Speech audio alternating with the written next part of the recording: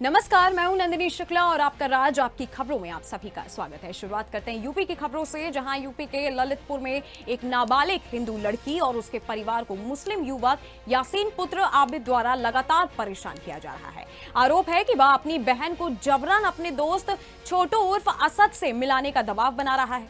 मना करने पर तेजाब से चेहरा बिगाड़ने और हाथ पैर तोड़ने की धमकी दी जा रही है। लड़की का घर से निकलना मुश्किल हो गया है। पीड़िता के भाई संदीप रैगबार ने नामजद शिकायत दी, लेकिन अब तक कोई कार्रवाई नहीं हुई। मामला सदर कोतवाली क्षेत्र की काशीराम कॉलोनी का है, जहां लगातार लव जिहाद जैसी घटनाएं सामने आ रही हैं। मेरी बहन है भूमि और मैं उनका भाई हूँ। तो मेरी बहन के साथ क्या ब्लैकमेल किया जा रहा था कि तुम हमारे दोस्त से बात करो, ठीक है। तो ये जबरदस्ती प्रेशर में डाला जा रहा था। और हमारे में जब मैं घर से निकलता था ना, तो दो चार लोग टैक्सी में बैठे रहते थे बाहर, और मेरी घर पे बहन अकेली रहती है। कौन से मोहल्ले का प्रकरण है? मैं गोविंद नगर कॉलोनी में रहता हूँ। कब से चल रहा है ये मामला? ये मामला लगभग 1 महीने पहले से चल रहा है।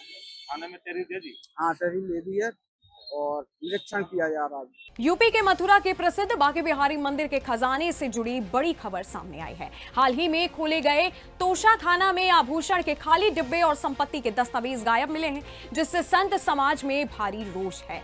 दिनेश फलाहारी महाराज ने मुख्यमंत्री को पत्र लिखकर सीबीआई जांच की मांग की है। उनका कहना है कि वर्षों से करोड़ों की संपत्ति भक्तों और राजाओं द्वारा दान की गई थी, लेकिन अब वह सब लापता है। उन्होंने मंदिर प्रशासन और पूर्व व्यवस्थापकों की संपत्ति की जांच की भी मांग की है। मामला अब राजनीतिक और धार्मिक दोनों स्तरों पर गर्मा गया है। आज हमने माननीय मुख्यमंत्री योगी जी को पत्र लिखा है और मांग की है कि जो बांके बिहारी मंदिर का तोश खाना खोला गया है, उस खजाने में खाली बॉक्स मिले हैं, खाली संदूक मिली है।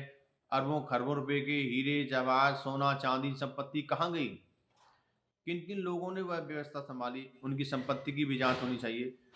इस पूरे प्रकरण की सीबीआई जांच की मांग की है हमने, क्योंकि इस खजाने में राजा महाराजाओं द्वारा भक्तों द्वारा अरबों खरबों रुपए का सामान जो दान किया गया था वो गायब है। इस खजाने को खोलने का विरोध क्यों किया गया? इतनी बड़ी संपत्ति कौन खा गया? तो इस पूरे प्रकरण की जब तक सीबीआई जांच नहीं होगी, तब तक दूध का दूध पानी का पानी अलग नहीं होगा। इस बांके बिहारी मंदिर के लिए पाकिस्तान तक में संपत्ति दान दी गई। हमारे हिंदुस्तान के प्रत्येक जनपद में संपत्ति दान दी गई। सभी संपूर्ण विश्व के सनातनी हमारे ठाकुर बांके बिहारी के लिए श्रृंगार दान किया, संपत्ति दान की, सोना चांदी हीरे जवाहर दान किया, वह कुछ भी नहीं मिला है। आखिर इतने वर्षों बाद उस खजाने को क्यों खोला गया? जब उसमें संपत्ति नहीं थी तो उसको बंद क्यों किया गया? तो इन सभी पहलुओं पर जांच की जरूरत है। हमारी मुख्यमंत्री योगी जी से मांग है कि जब तक सीबीआई जांच नहीं होगी, तब तक जो अपराधी हैं वो पकड़ में नहीं आ सकते। पूरे भारतवर्ष में ये चिंता का विषय बन चुका है कि बांके बिहारी जी का जो खजाना था, 44 साल बाद इसकी जो देखभाल हो रही है, ये पूर्व में क्यों नहीं हुई और उसके बाद में सीआईसी जो जांच हो उसके जरिए से ये पता चले ताकि ये खजाना बिहारी जी के पास का जो खजाना था वो कहाँ गया। कई ऐसा भ्रमित फैला जा रहा है कि बैंकों के पास में है, बैंकों में जमा है। जो भी जिसी के पास में जो हो, चाहे उस समय के जो भी अध्यक्ष रहे हों गोस्वामी समाज के या सरकार के जो भी अंडर में हो, किसी के भी सीआईसी जांच होकर इससे ये पता चले कि ये किसके पास में ये खजाना है, और जो जैसी करनी करता है उसको जैसा ही धरना पड़ता है। जिसने भी लिया है उसका समाधान बिहारी जी राष्ट्र में करेंगे। देखिए, बांके बिहारी मंदिर में खजाने को लेकर चर्चा पूरे ब्रजमंडल में है, और जिस दिन खजाना खुलना था समस्त ब्रजवासी संपूर्ण विश्व अपनी नज़रें टिकाकर बैठा था। जैसे पद्मनाभ मंदिर में बेशकीमती संपत्ति मिली है, शायद बांके बिहारी मंदिर में भी ऐसी ही बेशकीमती संपत्ति मिले, लेकिन ऐसा कुछ भी नहीं हुआ। उसके ठीक विपरीत हुआ।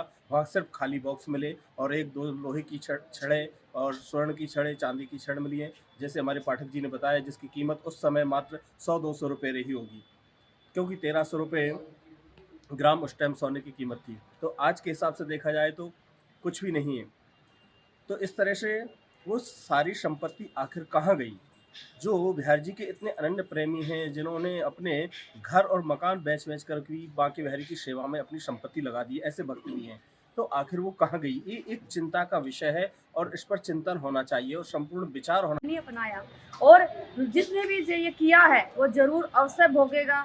ये हमारे बिहारी जी सबके कर्मों का हिसाब लिखते हैं, टेढ़ी टांग वाले हैं, ये इनसे बच के रहना। चाहे गोसाई हैं, चाहे प्रशासन है, चाहे आम व्यक्ति है, चाहे पूरा ब्रह्मांड है, उनकी हजारों आंखें हैं, दृष्टि है, जो उन सब देख रहे हैं कि आज हम किस सत्ता पे खड़े हैं, अधर्म पे खड़े हैं, कैसे खड़े हैं। वो हमें भी हिसाब किताब दे करके आए हैं वृंदावन। हम भी बाहर से हैं, लेकिन उन्होंने हमें अपनाया है। क्यों अपनाया? क्योंकि हमारे भाव जुड़े हैं। तो प्रभु से पहले हमारे बिहारी जी सभी को तो इतना दे रखे हैं। मैं आई थी यहाँ पे, कुछ भी नहीं थी, मैं कोई मुझे जानता नहीं था, कुछ नहीं था, मैं अपने भाव से चलती थी। लेकिन बिहारी जी आज धीरे धीरे हर लोग मुझे जानते हैं। किसकी वजह से? मैं तो वीडियो नहीं बनाती, ना मैं इंस्टाग्राम पे रील बनाती हूँ। यूपी के बदायूं जनपद के दातागंज क्षेत्र में दीपावली की रात एक युवक ने आपसी विवाद में खुद को गोली मार ली।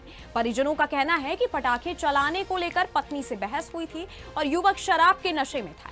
गुस्से में आकर उसने कमरे में खुद को अवैध तमंचे से गोली मार दी। गंभीर हालात में युवक को निजी अस्पताल में भर्ती कराया गया है। मौके पर पहुंची पुलिस ने तमंचा बरामद कर लिया है और जांच जारी है।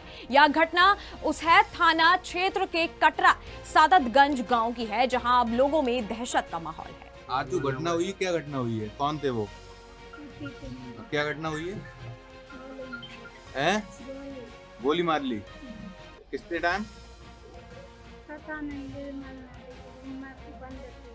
यूपी के मथुरा के वृंदावन रोड क्षेत्र में सोमवार देर शाम बड़ा रेल हादसा हुआ, जब कोयला लदी मालगाड़ी के लगभग 12 डिब्बे पटरी से उतर गए। हादसे के चलते दिल्ली आगरा रेल मार्ग के 2 मुख्य ट्रैक पूरी तरह से क्षतिग्रस्त हो गए। फिलहाल दिल्ली से आगरा जाने वाली ट्रेनों का आवागमन बंद कर दिया गया है। आगरा से दिल्ली आने वाली ट्रेनों को वैकल्पिक ट्रैक से निकाला जा रहा है। रेलवे के अधिकारी और राहत दल मौके पर मौजूद है और जेसीबी मशीनों की मदद से मलबा हटाया जा रहा है।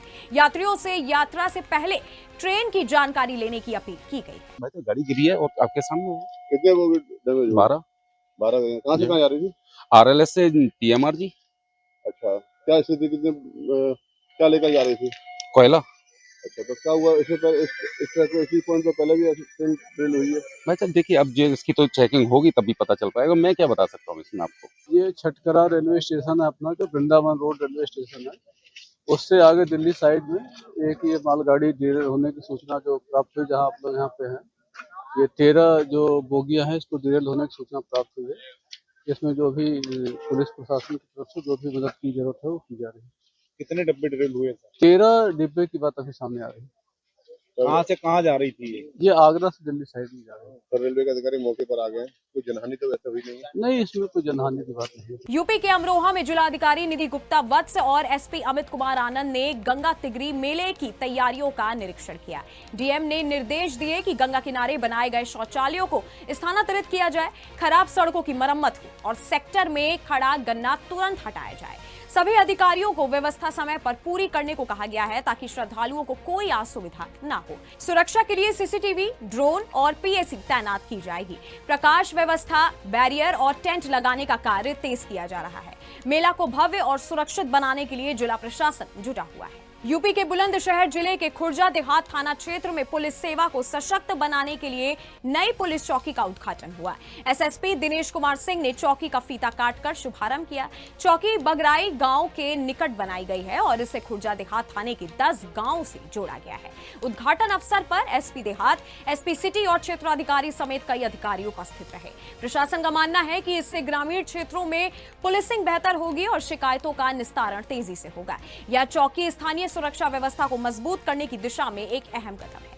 खुर्जा देहात थाने में एक नई चौकी जो है बगराई आज खोली गई है। ये चौकी खुर्जा देहात और शिकारपुर रोड पर बीच में स्थित है।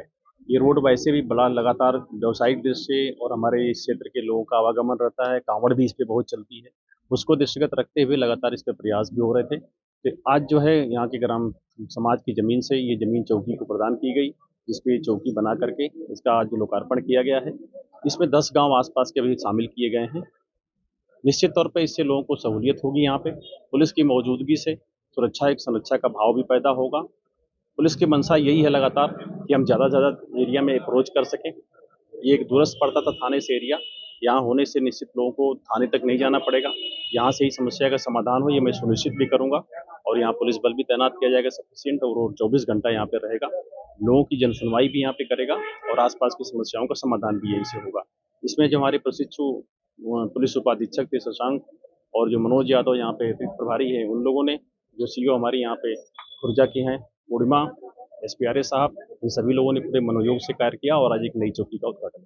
तब कहीं ना कहीं जो ये कांवड़ मार्ग है तो कहीं ना कहीं व्यवस्था बहुत रहती है, तो कहीं ना कहीं कांवड़ यात्रियों को बहुत फायदा मिलेगा सर इससे। निश्चित तौर पे आप देख रहे हैं बगल में हमारी जमीन भी अभी बची है। ग्राम समाज के भी प्रधान जी से बात हुई, उन्होंने इस जमीन का भी उपयोग करने के लिए कहा है। तो हमारी एरिया है, पास में बाग है, तो कांवड़ियों को अगर बीच बीच में शेल्टर की भी जरूरत पड़ती है, जगह जगह भंडारे की भी जरूरत पड़ती है, आते जाते हैं, तो उनके भी काम आ सकती है। बीच में पुलिस की मौजूदगी उनको भी सुरक्षा कर देगी, क्योंकि हमारा एक प्रमुख कांवड़ मार्ग है। मध्य प्रदेश के धार जिले के सागौर थाना क्षेत्र के अंतर्गत दिल दहला देने वाली घटना सामने आई है। एक नाबालिग किशोरी को शादीशुदा मुस्लिम युवक अमजद ने जनवरी 2025 में दुष्कर्म का शिकार बनाया, जिससे वह गर्भवती हो गई। डर के कारण किशोरी चुप रही, लेकिन पेट दर्द के बाद अस्पताल में भर्ती होने पर मामला उजागर हुआ। किशोरी ने मृत बच्चे को जन्म दिया। आरोपी को गिरफ्तार कर लिया गया है और उस पर पॉक्सो व SC/ST एक्ट के तहत केस दर्ज किया गया है। सामाजिक संगठनों ने आरोपी को फांसी और उसके घर पर बुलडोजर चलाने की मांग की है। चौकी दिगठान का एक मामला है। एक नाबालिग पीड़िता है जो यहाँ पर एडमिट हुई थी और जिसकी सूचना मिली थी कि नाबालिग पीड़िता को एक बच्चा हुआ है मृत अवस्था में और उसकी उम्र कम है, जिसके संबंध में मुझे सूचना मिली। मैं यहाँ पर आई हूँ अस्पताल में, पीड़िता से पूछताछ की तो उसने बताया उसके साथ घटना कारित हुई है जनवरी माह 2025 की। बिल्लोदा का रहने वाला है आरोपी। उसने इसके साथ, पीड़िता के साथ उस समय बलात्कार किया था और जान से मारने की धमकी दी थी, जिस कारण पीड़िता गर्भवती हो गई और उसे कल दर्द उठा तो उसे घर वाले यहाँ लेकर आए, परिवार वाले इसको यहाँ पर लेकर आए, जहाँ पर उसने एक मृत बच्चे को डिलीवर किया और उससे जान से मारने की धमकी आरोपी द्वारा दी गई थी, इसलिए उसने घटना की बात किसी को नहीं बताई। आरोपी का नाम अमजद है, ये बिल्लोदा का रहने वाला है। कितनी उम्र है और क्या करता है आरोपी? आरोपी की उम्र अभी मुझे ज्ञात नहीं है, बट वो बालिग होगा और पीड़िता जो है वो नाबालिग है। तो अपराध पंजीबद्ध किया गया है BNS की जो बलात्कार की धारा है उसमें, पॉक्सो एक्ट और ST/SC एक्ट के तहत अपराध पंजीबद्ध किया गया है। खबर यूपी की मथुरा से। आपको बता दें कि दिवाली के बाद गिरिराज पूजा के दिन गोवर्धन गिरिराज तलहटी में गिरिराज पूजा के लिए भक्तों का जन सैलाब उमड़ा है। पूरी गिरिराज नहीं बल्कि राधे राधे के जयकारों के साथ गूंज सुनाई दी। कछु माखन को बल भड़ो, कछु ब्रजवासन करी सहाय, राधा रानी जू की कृपा, सुप्रभु गिरवर लियो उठाए। गिरिराज जी के मंदिरों में दूध और पेड़ों के साथ भक्तों में पूजा कर पुण्य लाभ अर्जित किया और दंडवत परिक्रमा के साथ प्रभु को अपने ऊपर दया भाव के साथ अन्य कष्टों से मुक्ति की कामना की गई। और मान्यता है कि आज गोवर्धन पूजा पर लोग अपने अपने घरों में गाय के गोबर से गिरिराज जी की छवि बनाते हैं और पूजा करते हैं और अपने जीवन में यहाँ सभी प्रकार के कष्ट को दूर कर अपने घर की सुख समृद्धि की कामना करते हैं। मान्यता है आज ही के दिन भगवान कृष्ण ने गिरिराज पर्वत को अपनी तर्जनी उंगली पर उठाकर इंद्र के गर्व को चूर कर गिरिराज पूजा की परंपरा चलाई थी। इंद्र ने जब गिरिराज पूजन होने से क्रुद्ध होकर क्रोध में आकर ब्रज में घनघोर वर्षा करना शुरू कर दिया तो पूरे ब्रजमंडल को डुबोने के लिए अपने बादलों को ब्रज में भेजा। तो वही भगवान कृष्ण ने सभी ब्रजवासियों को गिरिराज पर्वत के नीचे लेकर उनकी रक्षा की और तभी से दिवाली के अगले दिन गिरिराज पूजा की परंपरा पूरे देश में चली आ रही है। धूमधाम के साथ ये परंपरा मनाई जा रही है। गोवर्धन नाथ की जय। आज गिरिराज पूजा का उत्सव है, क्या कुछ मान्यता है इसके बारे में बता? क्या ये गिरिराज पूजा इसलिए होती है कि पहले इंद्र की पूजा होती थी, सब इंद्र की पूजा करते थे ब्रजवासी और गौचारण गोपाल जी इस पे कराते थे गिरिराज जी पे। तो भगवान बोले सबसे कि भाई हम गौचारण कराते हैं गिरिराज जी पे, तो हम गिरिराज जी का पूजन करेंगे, हम इंद्र का पूजन अब की बार नहीं करेंगे। जो हमारी गांव का पेट भरता है पर्वत गिरिराज जी पर्वत, अब उसकी पूजा करेंगे गिरिराज जी।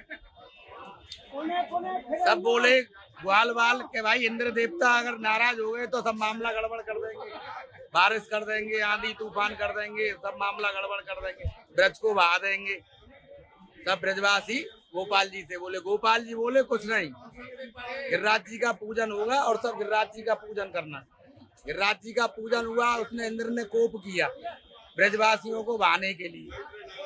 भगवान ने पर्वत को धारण किया गिरिराज जी पर्वत को, और यहाँ 56 भोग धारण कराया। तो यहाँ इसलिए 56 भोग लगता है। इंद्र की पूजा छुड़ा के इंद्र का 56 भोग और अपना 56 भोग लगवाया। बोलो गिरिराज धरण की जय, गोवर्धन नाथ की जय। फिलहाल आपका राज आपकी खबर में आज के लिए बस इतना ही। मुझे जाने की आज्ञा दीजिए। बाकी देश और दुनिया की तमाम बड़ी खबरों के लिए आप जुड़े रहिएगा सुदर्शन न्यूज के साथ। जय हिंद।